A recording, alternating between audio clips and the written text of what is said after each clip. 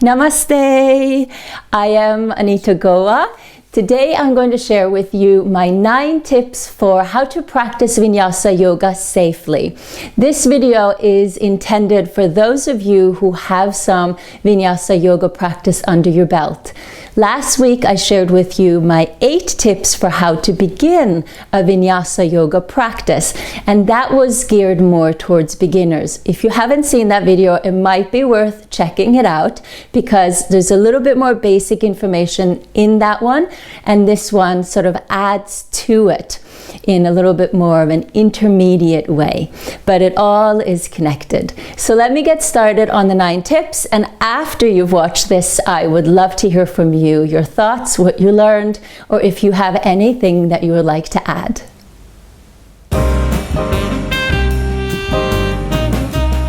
Oh, this one is a really important tip. I see this all the time. Students move really fast in their practices and their breath is just lagging behind. This is the whole idea with Vinyasa yoga, is to link the breath together with the movement. There are some times when we have to take a longer breath in, and there are sometimes we need to take a longer breath out. And that is the practice of Ujjayi breathing, or what I refer to as the Vinyasa yoga breath, is that as we practice, as we slow down, as we quiet down, we are then able to take longer inhales and more complete exhales. So really do yourself a favor in your next practice to really pay attention to your breath, pay attention to your movement, and connect them all. Because the faster you're moving, the faster and deeper you need to breathe, and you might not be able to support that at this point. So match them up, and then you'll have a better chance of practicing and being in the present moment instead of rushing off to the next one.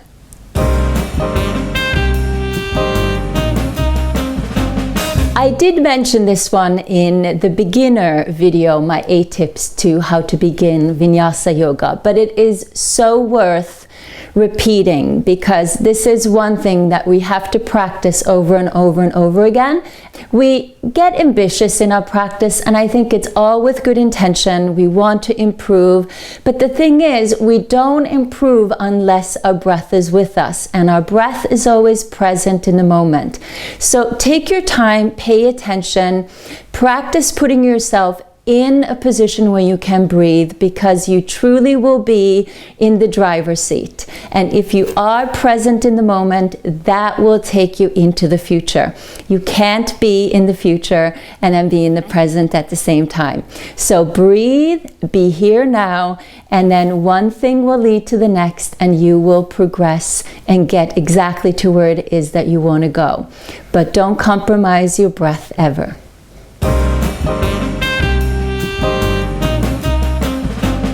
But this is also an incredibly valuable tip. Just a reminder that Vinyasa is basically all about transitions, right? We transition from one asana to another asana to another asana, and we link the breath with all of that transitioning. Now, within the transitioning of the asanas, there are 3 stages to it.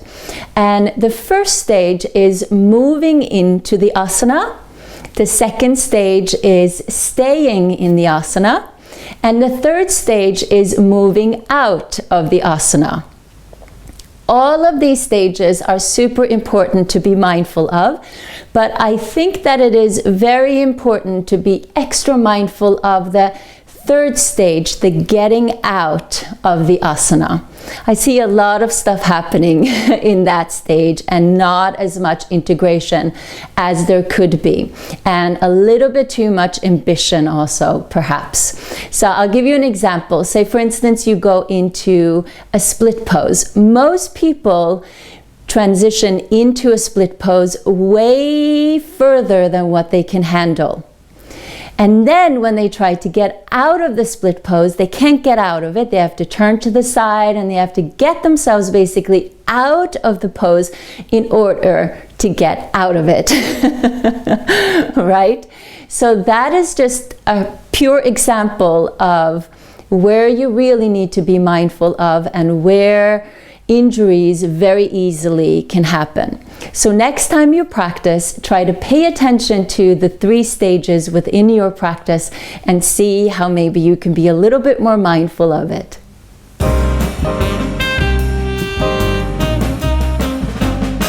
I say this to my students all the time. It's so easy to get serious, and sometimes when we practice yoga, you know, we get focused, we get really into it, but then we get so serious.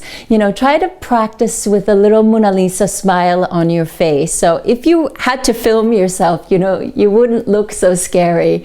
So this practice really is just all about being serious, about taking it all very lightly. Because I also say this to my students, that we are all good at yoga, but we're all not so good at yoga. And what I mean by that is that sometimes, you know, we are good at it, and sometimes we're not so good at it. It depends. It's not just the yoga on the mat. Sometimes we're really good at the yoga on the mat, and then we're not so good at the yoga off of the mat. Or I know some people that are not so good on the mat, and then they are excellent off of the yoga mat, right? So we all have stuff that we need to work on and we need to practice on, and the more lightly we can all take it, the better chance we have of just staying open and being receptive, working on what we need to work on, give ourselves modifications when we need to, and truly, the more advanced we get, actually the more basic it all gets. And it's not about showing off, it's not about being good at this, it's just about, you know, practicing and having a good time.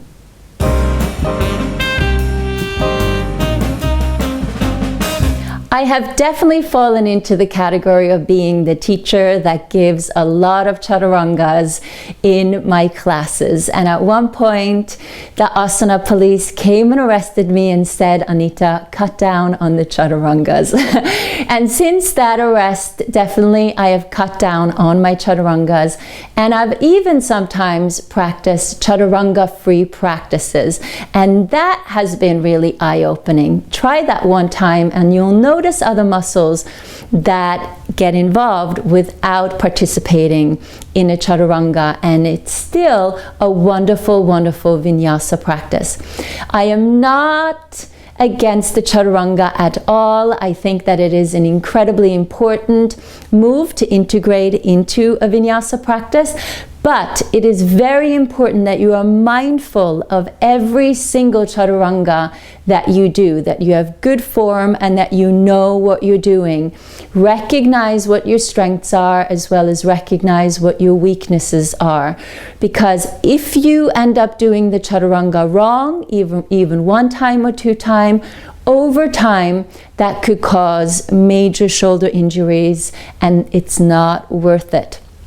So pay attention, it's all I want to say, and know that a vinyasa practice is not just about the chaturanga, it is so much more.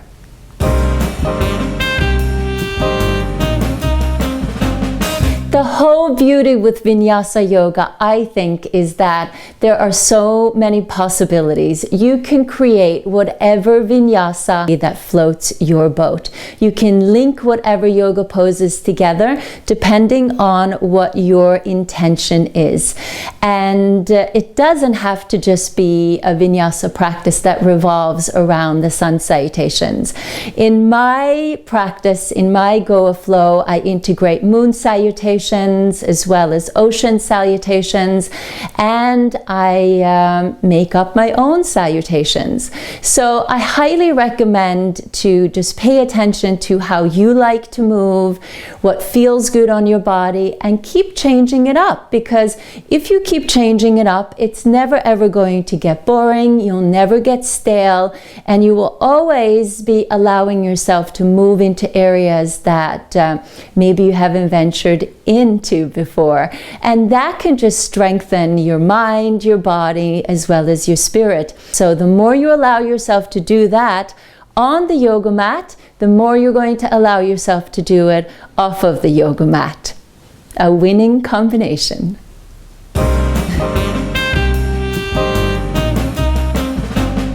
This has been quite a practice for me, actually. If you've been practicing with me for some time, you probably have noticed that I'm very attracted to a yang practice. So trying to find a little yin in my yang has been a bit of a challenge, and it has been an acquired taste. I've looked at it for a long time and I've been interested in it, but it's taken me some time to actually integrate it. But I think that if you are very attracted to yang, it's super important to bring in some yin.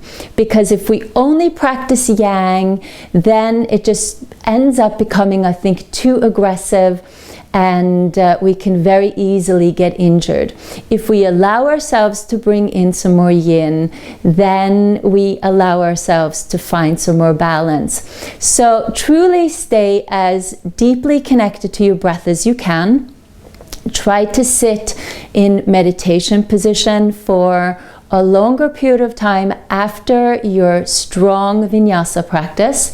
Make sure that you integrate shavasana, and also try to hold the yoga poses for a little bit longer, whether it's standing or seated. And also see if you can integrate some restorative yoga. This has really served me so much, and I hope that you will allow yourself to do it too, because if you do, I think you're going to find more balance.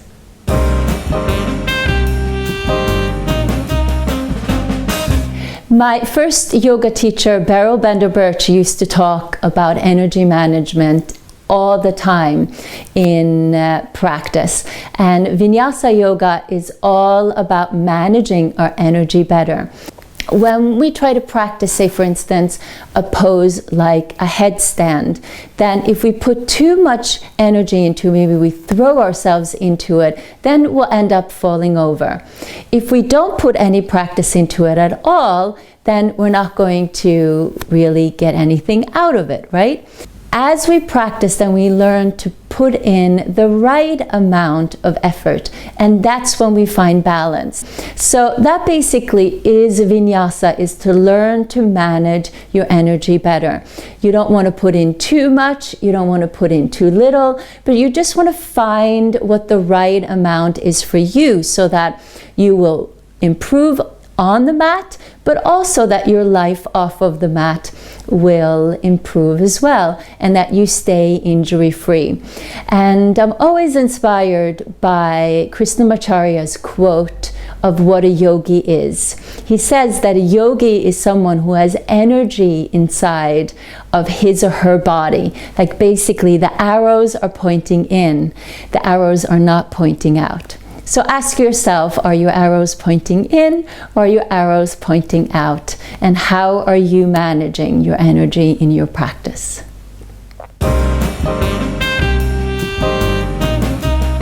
Not only is vinyasa about transitions and transitioning from one yoga pose to another yoga pose, but it's also about transitioning from one situation into another situation. I transitioned and I moved from New York to London. That was a huge vinyasa. And also a vinyasa practice on the yoga mat, you know, sort of has a cycle to it. We begin our yoga practice maybe with an intention and with the sun salutations or warm up, then we go through standing poses and maybe we have a peak pose, and then we gradually wind down and then we end off with a shavasana. So it has a beginning, it has a peak, a middle, and then it has an end. Just like in life, you know, we start something and then maybe it has a peak and then maybe it has an end. This could be in relationships, this could be with projects, and the more really we allow ourselves to sort of go with the flow or go with these cycles and these events and integrate what we need, bring it in, and then let go of what it is that we don't need. Try to practice and manage our energy, give ourselves rest when we need to, really crank it up when we need to. The more life will flow and the more we will move forward into really the direction where it is we want to go. When we end up resisting and not wanting to do what we know we need to do, when we don't practice, then we get stuck and life gets stagnant and things feel like they're not flowing and things are not happening the way we want it to happen. So basically what happens on the yoga mat is exactly what happens off of the yoga mat, and you know what, they are usually one and the same, but hopefully we get to a point where they can really complement each other and they can help each other out so that we can live fulfilled, productive, happy, amazing lives. That's really the goal. So that's my 9 tips for how to practice Vinyasa yoga safely and in a fun way, may I add. I hope that these 9 tips have been helpful. I would love to hear from you which one maybe resonated more with you, which one might have been new, and maybe even if you have something to add. Of course, I want to hear from you. So leave it all in the comments below. Give this video a thumbs up if you liked it, share it with your friends, and also subscribe if you haven't subscribed already. It really helps me out a lot, and it will help you out a lot too to know when I post the next video. So you don't want to miss out. I'll see you in the next one. Bye. I hope you're well. Mwah.